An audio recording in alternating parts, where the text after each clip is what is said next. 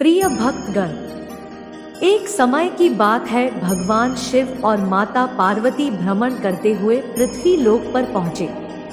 तब उन्होंने एक अंधे व्यक्ति को देखा। तब माता प्रोचनी उनसे कहती है कि उस अंधे व्यक्ति के बारे में सोचे।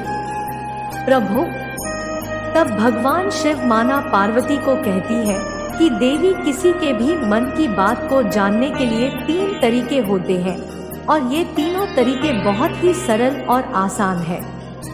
अगर आप यह कहानी सुन रहे हैं तो पूरा लें। इस कथा को आधा अधूरा छोड़कर जाने की गलती मत करिएगा, क्योंकि इस पवित्र कथा को पूरा सुनने से मनचाहा फल की प्राप्ति होगी। इसलिए इस कथा को पूरा सुन। आप शिव भक्त हैं तो भोलेनाथ का अनादर ना करें, लेकिन इन तीनों तरीकों को समझना अति आवश्यक है। यदि आप इन तीनों तरीकों को समझ लेते हैं तो आप किसी के भी मन की बातें महादेव जी के लिए एक चैनल को सब्सक्राइब करें और नोटिफिकेशन बेल न भूलें। बड़ी आसानी से जान सकते और समझ सकते हैं। तो चलिए इसे एक कहानी के माध्यम से समझते हैं कि किस तरह से आप दूसरों के मन की बातें जान सकते हैं, समझ सकते हैं। तब माता पार्वती बोली कि प्राणनाथ, अंधे व्यक्ति को जीवन यापन कैसे हो। फिर भगवान शिव माता पार्वती को बनाते हैं। सुने भी बहुत समय पहले एक छोटा गांव था। वहां पर 2 आई रहते थे। बड़ा भाई अंधा था, इसलिए वह घर में ही रहता था।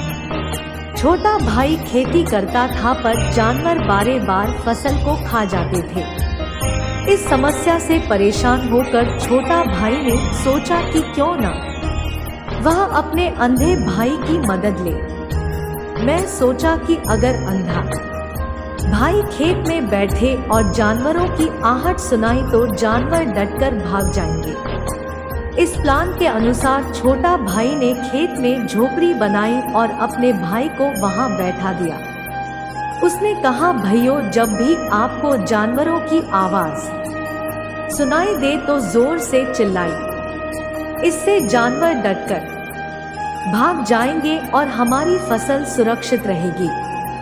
बड़ा भाई खुशी खुशी अपने छोटे भाई की बात मान लेता है और वह उस खेत में ही रहना शुरू कर देता है। जब भी किसी जानवर की आवाज सुनाई देती तो वह तुरंत ही जोर जोर चिल्लाना शुरू कर देता है, जिससे जानवर उसके खेतों से भाग जाता।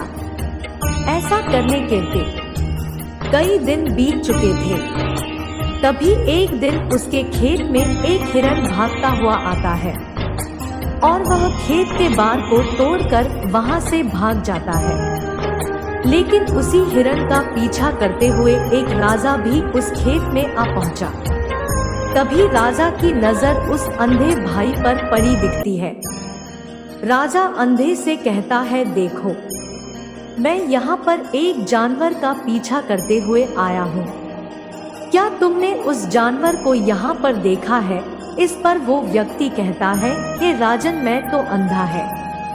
मैं भला किसी जानवर को कैसे देख सकता हूँ, लेकिन मैं आपको इतना जरूर बता सकता हूँ कि जो जानवर मेरे खेतों से होकर भोगा है वो आपके लायक नहीं है। आप व्यर्थ में उसके पीछे जा रहे हैं। राजा अंधे आदमी की बात सुनकर हैरान हो गया।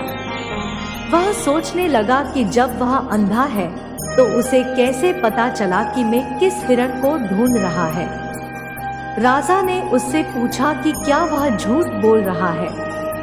अंधा व्यक्ति ने जवाब दिया कि वह जो चीज हिरन मान रहा है वो असल में एक हिरनी है जो गर्भवती है। पर मुझे इतना ही पता है, मैंने कभी किसी राजा को किसी गर्भवती हिरनी का शिकार करते हुए नहीं सुना है, और इसी कारण मैं आपसे यह कह रहा हूँ कि वो हिरन आपके लायक नहीं है। आप उसके पीछे अपना समय व्यर्थन करें। यह सुनकर राजा और भी अचरज में पड़ गया। वो ये सोचने लगा, क्योंकि ये अंधा आदमी ये कैसे जान सकता है कि वह हिरनी है और गर्भवती है। राजा ने कुछ देर सोच विचार करने के बाद अपने सेनापति से कहा, सेनापति जी, मुझे वो जानवर जिंदा चाहिए, क्योंकि मुझे ये पता करना है क्या वो हिरनी है और क्या वो गर्भवती है, क्योंकि यह अंधा आदमी बहुत विश्वास के साथ कह रहा है और मुझे इस बात की पुष्टि करनी है। यदि वो हिरनी हुई और गर्भवती हुई तो वो हमारे शिकार के लायक नहीं, क्योंकि हम तो एक हिरण का पीछा कर रहे थे। इसलिए जाओ और पता करें वो हिरनी है क्या। सेनापति राजा की अनुमति से जाकर देखने जाता है। वापस आकर वह राजा को बताता है कि अंधे आदमी की बात सही है, वह जानवर हिरनी है और गर्भवती भी है। राजा हैरान हो जाता है, क्योंकि उसे यह समझ में नहीं आता कि अंधा आदमी ऐसा कैसे जान सकता है, और वह गर्भवती है। भला एक अंधा आदमी ये कैसे देख सकता है, ये कैसे जान सकता है, आखिर इसे ये कैसे पता चला। ऐसे कई सारे प्रश्न अब राजा के मन में उमड़ने लगे और राजा ने ये ठान लिया था कि मुझे इस बात की तह तक पहुंचना ही है कि आखिर ये अंधा आदमी कैसे जानता है कि वो जानवर एक हिरनी है। ये सोचकर राजा उस अंधे आदमी के पास जाता है और उस अंधे आदमी से कहता है, देखो, मैं ये तो नहीं जानता कि तुम सचमुच अंधे हो या नहीं, लेकिन मैं तुमसे बात जानने आया हूँ। क्या तुम मेरे प्रश्न का सही सही जवाब दो। इस पर वो अंधा व्यक्ति कहता है, हीराचंद, जो कुछ पूछना चाहते हैं मुझसे पूछ सकते हैं, मैं आपको सच बताऊंगा। चाचा पूछता है, तुम अंधे हो, फिर भी तुम्हें कैसे पता चला कि मैं किस जानवर का पीछा कर रहा हूँ और वो हिरनी है जो गर्भवती भी है। अंधा आदमी जवाब देता है, जब वह हिरनी मेरे पास से गुजरी, मेरे खेत में आई, उसकी रफ्तार और उसके भागने की आहट से मुझे ये एहसास हो चुका था कि ये एक हिरनी है और मेरे खेत की जो बाड़ है वो बहुत छोटी है, उसकी ऊंचाई ज्यादा नहीं है।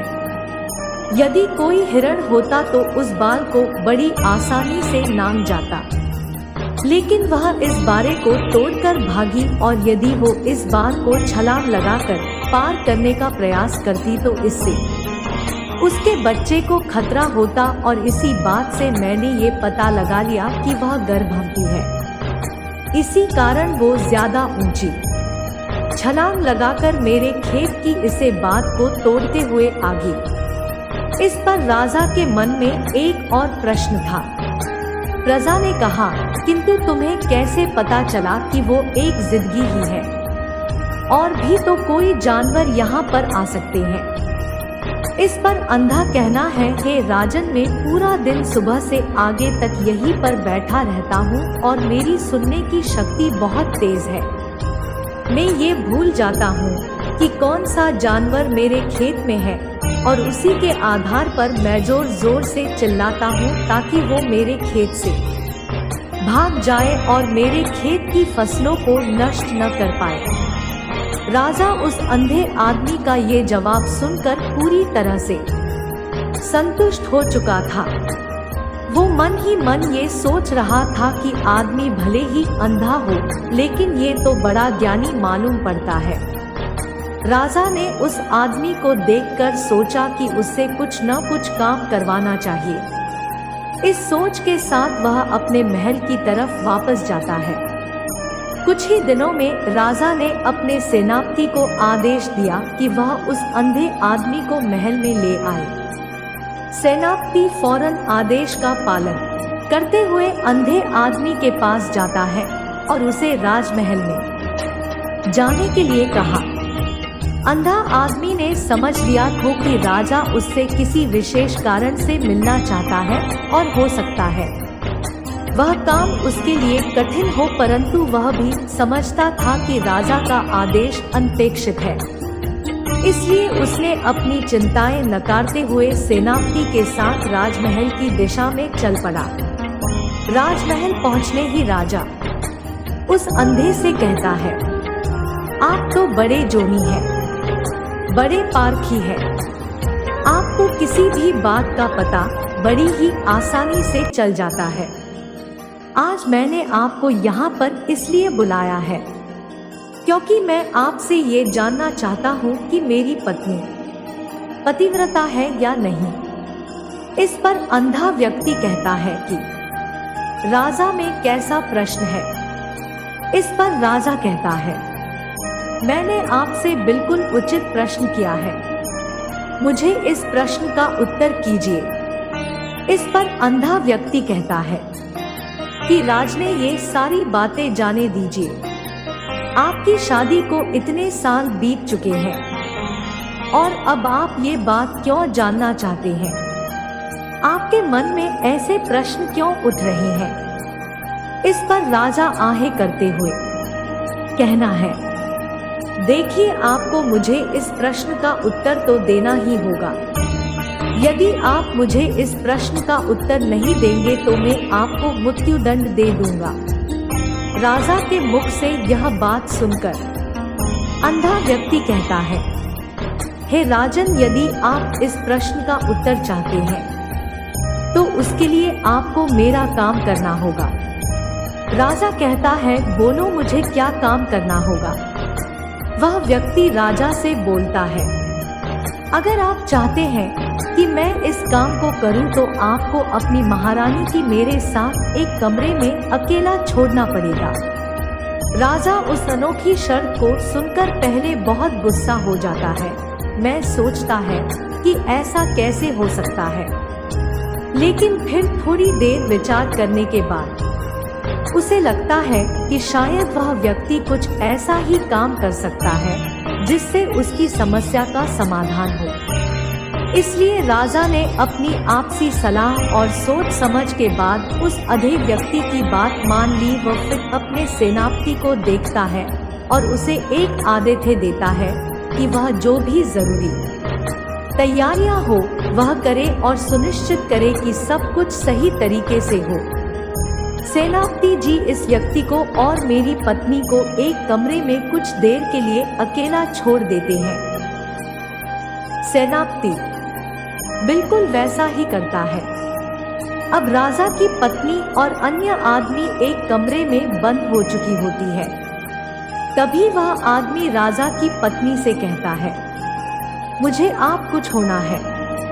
इस बात पर रानी अत्यधिक क्रोधित हो जाती है और उस अंधे आदमी को पक्का डगा पकड़कर पीटने लगती है, कभी हाथों से तो कभी लातों से तो कभी पटक पटक कर।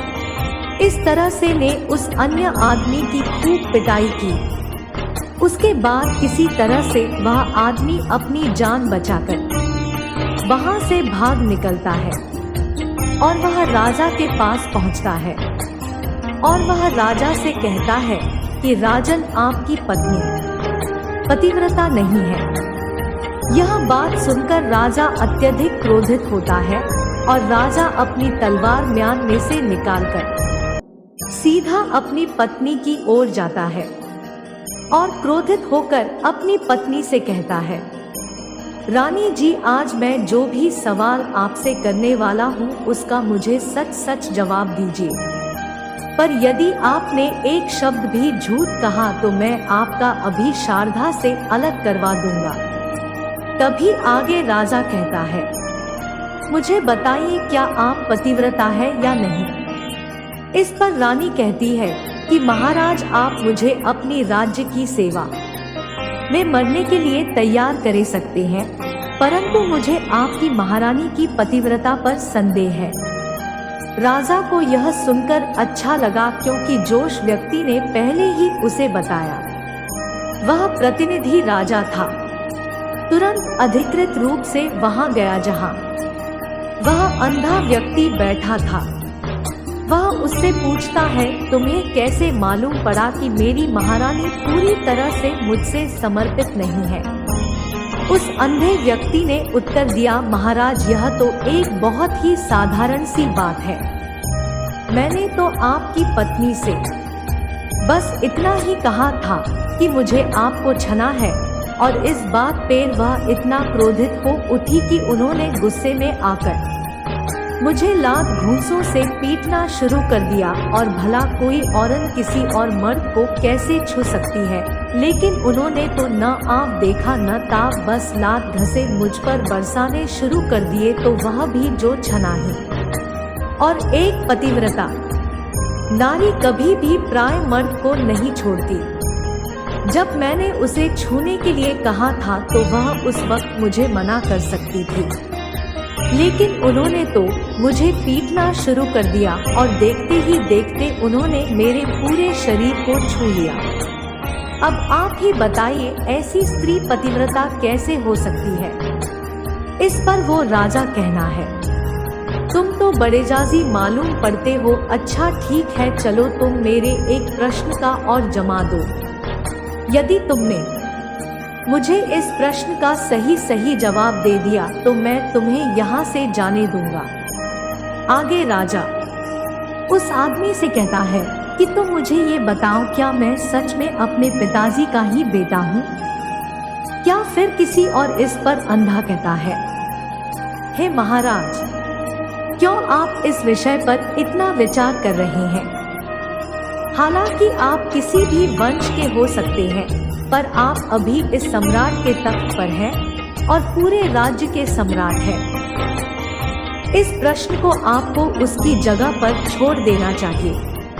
फिर भी राजा अधिक दृढ़ता से उत्तर देता है, नहीं, मैं इस अज्ञात पहेली का समाधान जानना चाहता हूँ। यदि मुझे इस प्रश्न का सही जवाब नहीं मिलेगा तो ये मेरे मन में हमेशा के लिए एक संकीर्ण बनकर रहेगा।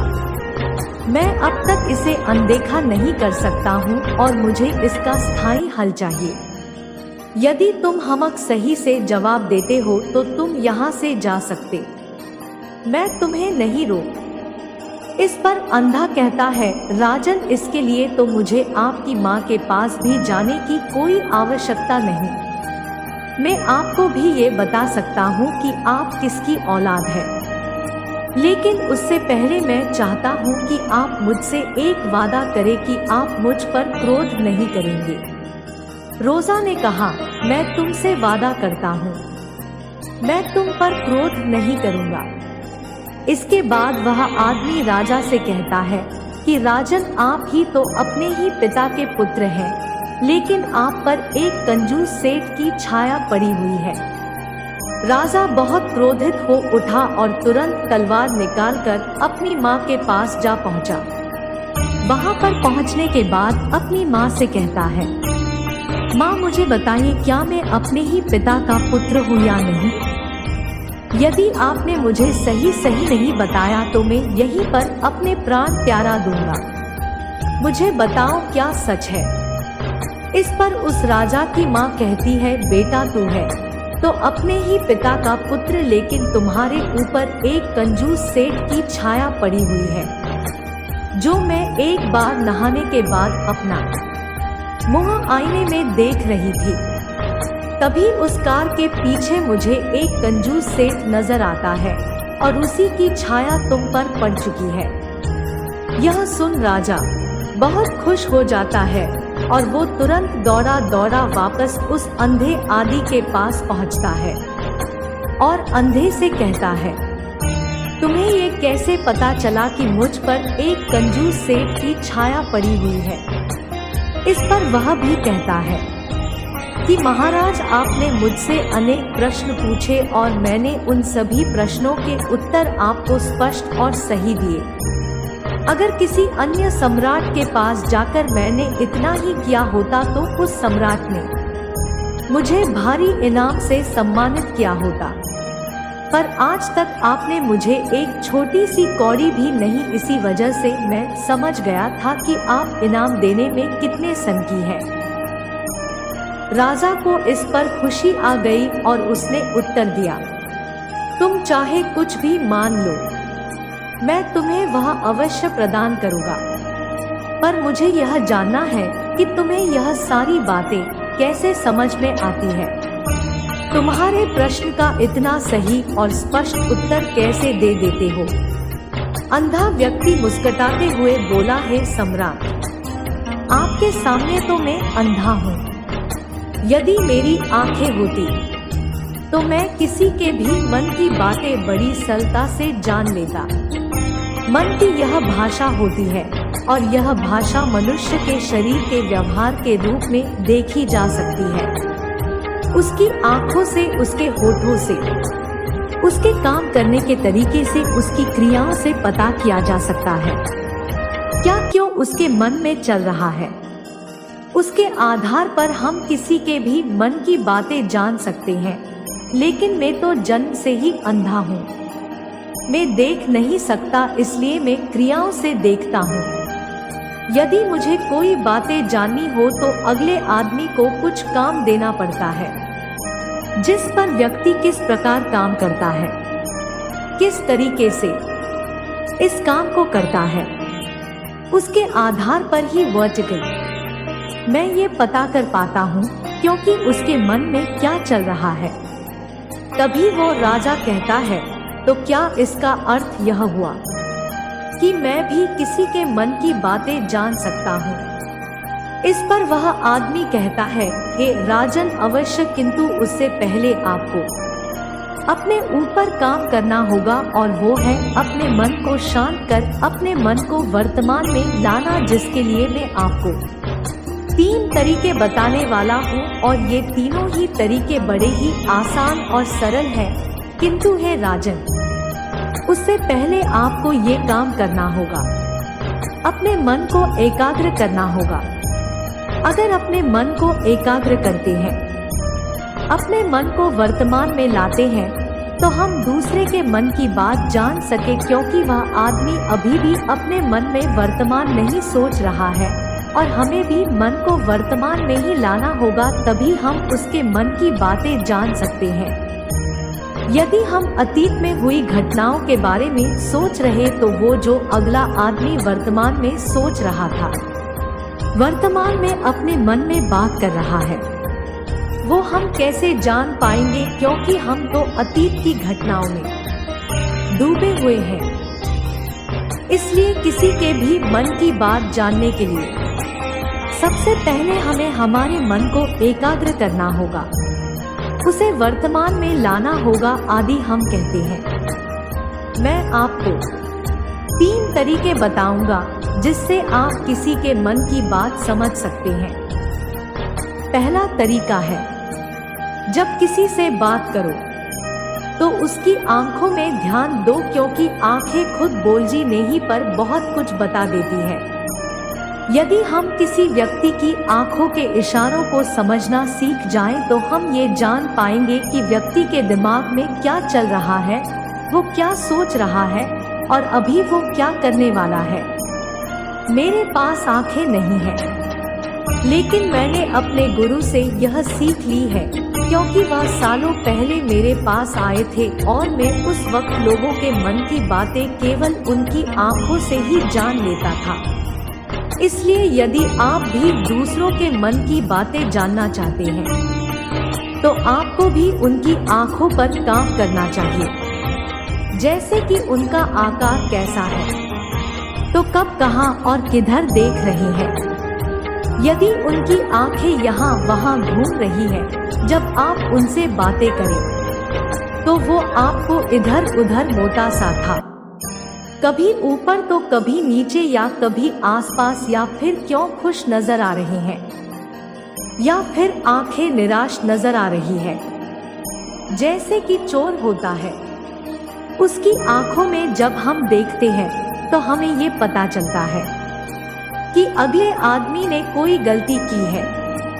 ठीक उसी प्रकार जब हम किसी चालाक व्यक्ति की आंखों में देखते हैं, तो आपको पता चलेगा कि उसकी आंखों में वर्षा होती है। एक बहुत ही सीधा और आसान तरीका होता है। यदि आपको यह पता लगाना है कि सामने वाला व्यक्ति आपसे झूठ कह रहा या फिर सही, तो उसकी आंखों पर ध्यान देना अति आवश्यक है। यदि आपसे बात करके उस व्यक्ति की आंखें हर और फिसल रही थी, वह ऊपर की ओर, नीचे, बाईं और दाएं तरफ प्रत्येक दिशों में तेजी से नजरें डाल रहा था।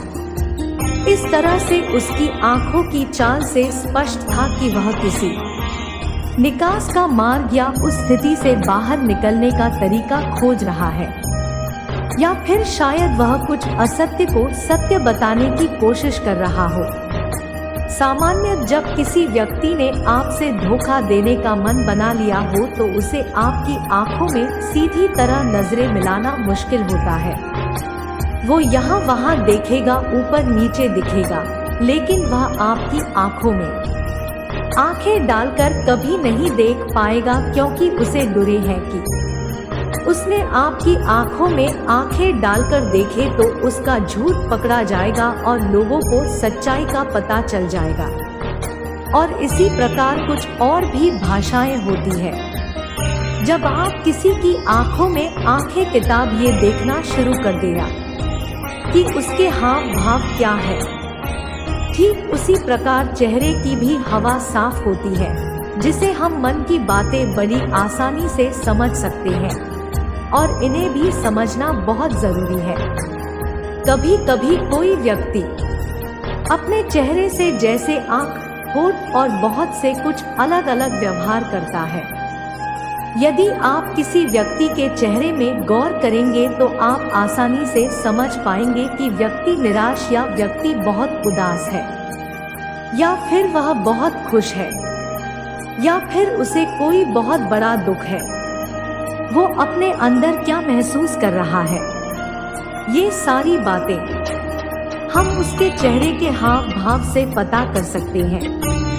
फिर चाहे इंसाने जुबान से कुछ बोले या न हो, लेकिन आप उसके चेहरे से सब कुछ पता कर सकते हैं।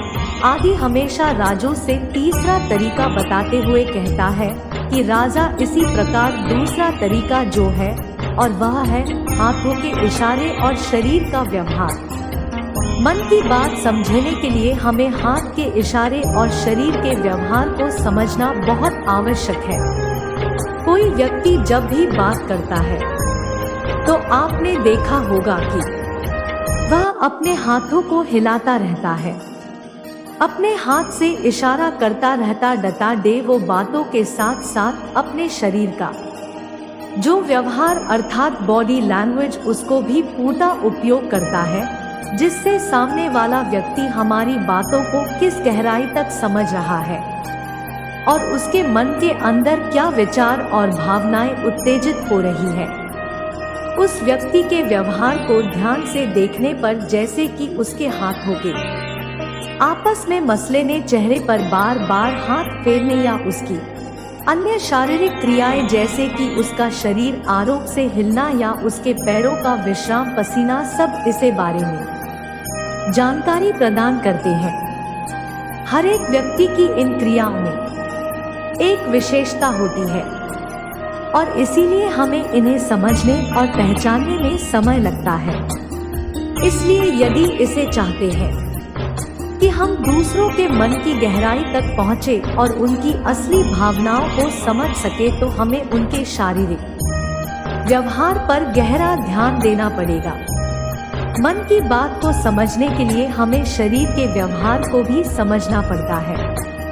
यदि हम इन तीन तरीकों को सही तरीके से ध्यान देकर इन तीन तरीकों को अच्छे से समझ लेते हैं तो हम बहुत जल्दी किसी भी व्यक्ति के मन की बातें बड़ी सरलता और सहजता से जान सकते हैं। इसलिए यदि आपको किसी के मन की बात जानी है तो आपको उसकी आंखों पर, उसके चेहरे पर, उसके शरीर के हाव भाव को और उसके हाथों को ध्यानपूर्वक देखना और समझना होगा, जिससे आप समझ पाएंगे कि आखिरकार उसके मन में क्या चल रहा है और वह क्या सोच रहा है।